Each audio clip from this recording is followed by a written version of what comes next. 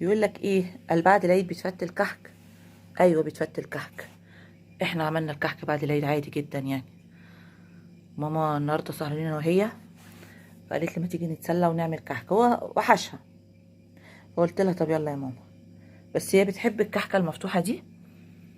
اهو احنا بعد العيد باسبوع اهوت، بس ماما عملت كحك النهارده عادي جدا يعني، اللي نفسنا فيه بنعمله. فعاملين الصينيتين دول بس كده المقفولين. بص التشكيله، التشكيل ده تشكيلي انا، هي عشان تعبانه مش قادره تشكل، يا دوبك بس لفتهولي بس كده اهوت، وانا ايه اللي شكلت كل ده. في صواني كمان هناك عند الفرن، اللي نفسها فيه انا اعمله لها. احنا بادئين الساعه 12:30 العجينه، وبادئه التشكيل ده من الساعه 1:30. خلصت دلوقتي الساعه 3:30 اهي.